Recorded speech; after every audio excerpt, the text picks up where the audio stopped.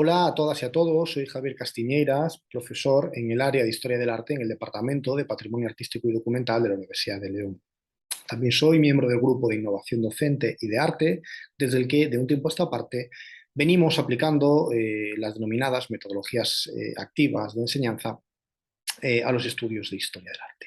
Hoy, de manera específica, vengo a presentarles uno de los talleres que realicé con mis alumnos allá por el mes de noviembre del año 2021 y que trataba de enseñar toda una serie de técnicas, toda una serie de rudimentos que les ayuden, que les ayudasen a mejorar la elaboración de sus trabajos escritos. Para no robar más tiempo del que tengo asignado, paso a compartir una brevísima presentación de PowerPoint. Eh, En aquella jornada en la que participaron otros compañeros, mi intervención partió de la idea de que toda exposición oral es un relato y que como tal relato debe tener muy en cuenta la comunicación visual, ¿no? El recurso de la visualidad.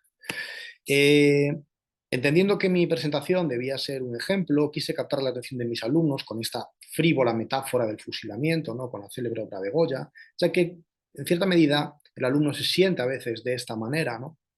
Como digo, metafóricamente hablando, a la hora de enfrentarse a este tipo de trabajos. Por ello quise insistir y empezar en aspectos emocionales y que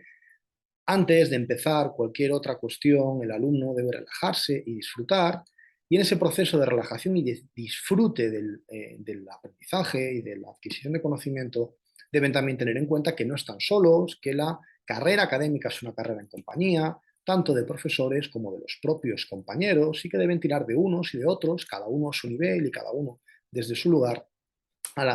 para llegar a buen puerto en todas sus elaboraciones, también por supuesto en la elaboración de presentaciones y de relatos en clase. En esta misma línea de la emocionalidad, quise insistir en que, hasta cierto punto, un alumno que ha trabajado bien es la persona en ese momento, en esa aula, que mejor conoce la obra y que por ello debe, como digo, empoderarse desde un punto de vista de sus conocimientos, asumiendo una mayor confianza y una absoluta seguridad en su trabajo. Para conseguir todo ello no hay grandes inventos, no hay grandes milagros, con trabajo y con entrenamiento, con mucho trabajo, con mucho entrenamiento y con el acompañamiento de alumnos y profesores, esos objetivos marcados se cumplirán sin ningún problema. Entrando ya en las cuestiones específicas, en este pequeño apartado, entendiendo la presentación como un relato, quise insistir en un problema que vengo identificando de unos años a esta parte, y es que el alumnado considera que la exposición oral es una copia mimética de la presentación escrita, y quise insistirles mucho en que la presentación oral tiene una vida y una importancia propia y que por ello nunca debe ser la transcripción de un trabajo escrito. También que la presentación oral es el momento en el que deben de demostrar que tienen una voz propia y que hasta cierto punto deben alzarla, generando debate, mentalidad crítica o incluso controversia cuando sea necesario. Para ello deben tener muy claro qué es el trabajo que quieren hacer, cuáles son los contenidos que deben afrontar, para quién van dirigidos esos contenidos, para qué público, y todo ello debe estar sustentado en una clara y muy bien pensada estructura que puede partir de esta idea general cinematográfica del planteamiento, nudo y desenlace, que en términos académicos denominaríamos introducción, desarrollo y conclusiones. Una introducción que para los estudios de historia del arte puede partir de un estudio del análisis de la cuestión, planteamiento de una hipótesis, de unos objetivos y aplicación de una metodología. Un desarrollo que debe centrar su tiro en el contexto, en la propia historia de la obra, en el análisis técnico formal o en el análisis iconográfico, para concluir partiendo de unas valoraciones objetivas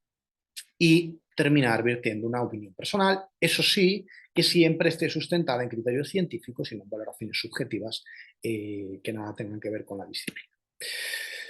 Para todo ello, además de los contenidos, los recursos formales son fundamentales, y estos van desde la fuente de la letra hasta el color de la misma o los distintos efectos, la gama de efectos que las plataformas nos presentan: aparición, desaparición, ampliación, zoom, movimiento o incluso transiciones más o menos grotescas.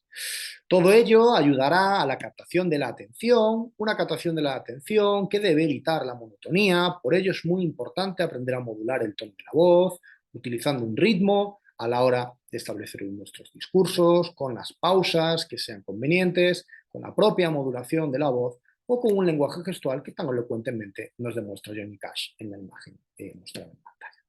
Por supuesto, de cara a mantener el interés, el correcto énfasis en algunos puntos, incluso el dramatismo, el humor o la ironía, el uso de todas estas técnicas que enraizan en la propia retórica clásica, es fundamental que con calma, con medida, con cierta mesura, se empleen desde los años iniciales de la carrera. Todo ello acompañado de una imagen cuyo poder es enorme, como hemos intentado demostrar, ¿no?, a lo largo de todos nuestros talleres, y que demuestran, por ejemplo, como de una crucifixión, utilizando estos recursos, ampliando ese detalle de la sangre, puede llevarnos a representaciones mucho más grotescas de lo sanguinolento, y cómo desde ese mundo gótico podemos llegar incluso al mundo contemporáneo y la manera de entender el cine de obras como esta película famosísima del cine gore, La Casa de los Cadáveres. También los recursos visuales pueden ayudar a determinadas estrategias mnemotécnicas, ¿no?, cuando comparamos una obra canon de la historia del arte, como es El Jardín de las Delicias, con la representación festiva que hicieron los Simpson, pero que demuestran la impronta de la mal denominada alta cultura en la mal denominada baja cultura,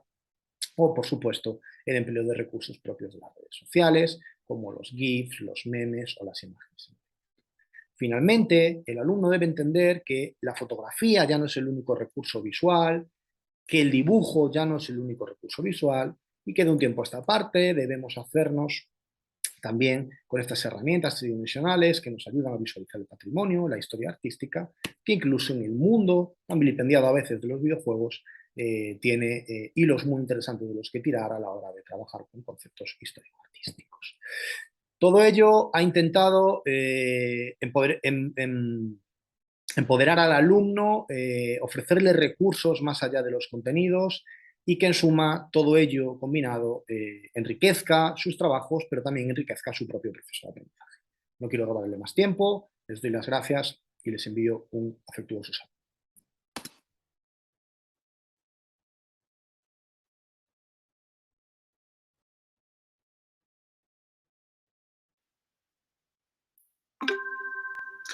Hola, soy José Alberto Moraes Morán, soy profesor titular en Historia del Arte de la Universidad de León y también pertenezco al grupo IDEARTE, Grupo de Innovación Docente de la ULE. Bueno, voy a explicar en unos minutos la segunda parte de nuestra comunicación, que enlaza y deriva con lo que ha señalado Javier. El grupo IDEARTE desde hace años viene desarrollando a través de diversos proyectos de investigación y sobre todo proyectos de innovación docente esta problemática de la practicidad, es decir, incentivar a nuestro alumnado del grado en Historia del Arte sobre esta faceta que a veces no está del todo contemplada o no de manera tan precisa en las asignaturas o en la docencia teórica, la llamada clase magistral. Para explicar todo esto que digo, voy a compartir una serie de imágenes.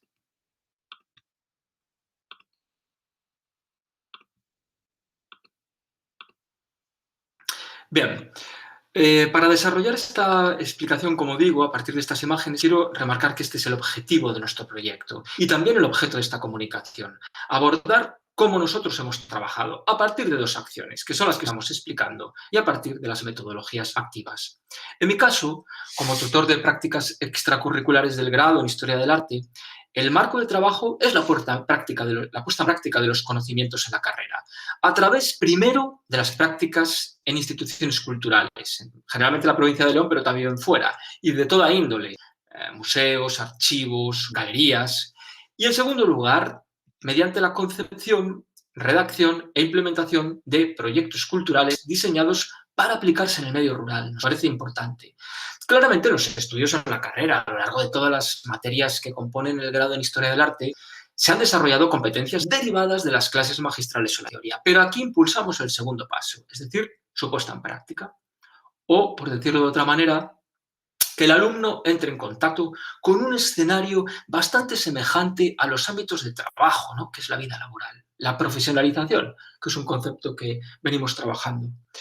Para poder idear un proyecto cultural, desde luego los aspectos que explicaba Javier Castiñeiras están claros. Los estudiantes tienen que tener muy clara la idea, buscar un título sugerente, el contenido, obviamente, tienen que ser muy, muy claros y bien elaborados los objetivos. Hay que saber qué se va a hacer, cómo se va a hacer y nos parece fundamental cuál es el público al que va dirigida la acción cultural o el proyecto que se va a implementar. Al final, un proyecto nace en primer lugar de una memoria escrita que los estudiantes deben presentar a evaluación, a una comisión. En nuestro caso, en el caso de la ULE, 4 estudiantes de Historia del Arte entre los cursos 2020 y 2022 han gestado sus proyectos en base a lo que están viendo. Las becas para prácticas extracurriculares estivales en municipios rurales de la provincia de León, del programa RALBAR, en colaboración Universidad de León, Fundación Banco Sabadell. El punto esencial que he trabajado con los alumnos en este proyecto de profesionalización del historiador del arte es precisamente el paso del relato, de lo escrito teóricamente, a la práctica. En el caso del grado de arte de la Universidad de León, esta practicidad se realiza en museos. Museo de León, la Catedral, Musac, Fundación Cerezales, Sierra Pambley, Belazanetti. Pero lo que me parece más relevante son los resultados obtenidos por algunos estudiantes dando un paso más hacia la profesionalización. No hay duda en este punto que los historiadores del arte deben diseñar e implementar proyectos culturales en su quehacer profesional. Además, en nuestro caso, se suma un factor clave, muy presente en la sociedad española, que es la problemática del medio rural. Bueno, lo que algunos llaman la España vaciada. Y fundamentalmente la necesidad de las instituciones culturales y de las universidades por gestar, financiar e implementar proyectos culturales en ese medio rural. Desde ese punto de vista, aquí todo pasa a la práctica, verdaderamente. El relato académico que explicaba Javier, la memoria de un proyecto ideado por los alumnos, se puso en práctica a través de diversas acciones culturales que realizaron en áreas rurales de la provincia de León. Por ejemplo, vamos a ver algunos ejemplos. En La Omaña, nuestro alumno Darío Álvarez Bouzas desarrolló el proyecto El Arte Olvidado. O, por ejemplo, en colaboración con los ayuntamientos de Quintana del Marco y Alija del Infantado, en colaboración con el Museo Etnográfico de Mansilla de las Mulas, en León, se llevó a cabo esta propuesta sobre el ramo leonés, desarrollada, como digo, por José Luis de las Heras. En todos los proyectos se diseñaron visitas guiadas, exposiciones de arte sacro, se hicieron explicaciones iconográficas, se implementaron diversos itinerarios culturales dirigidos siempre a fomentar el interés de los habitantes de sus pueblos por su patrimonio, su protección, así como intentar dinamizar la vida cultural de las pequeñas poblaciones. Aquí los estudiantes pusieron en práctica las nociones teóricas aprendidas en la carrera, en las asignaturas que van desde el arte antiguo, arte medieval, museología, conservación de bienes, diseño de proyectos culturales, por ejemplo. Es más, la metodología utilizada por algunos estudiantes se amplió, a veces mucho, y no se limitó a las miradas tradicionales o clásicas de las clases magistrales, pues en un caso un estudiante fundamentó su proyecto en poner en valor y proteger la tradición del llamado ramo leonés, en peligro de desaparición, como todos ustedes saben. Están viendo algunas de las imágenes, la prensa local se hizo eco de todo este proyecto y sobre todo entrevistas a personas mayores que narraban y detallaban el uso, las formas, los elementos decorativos, el simbolismo, etcétera, del llamado ramo leonés. Finalmente, y termino, estas experiencias prácticas realizadas generalmente por estudiantes de los últimos cursos del grado fueron puestas en valor de otra manera, a través de la realización de una jornada de innovación docente que se tituló Historiadores del Arte en Acción y que tuvo lugar, como pueden ver ahí, en octubre del año 2021.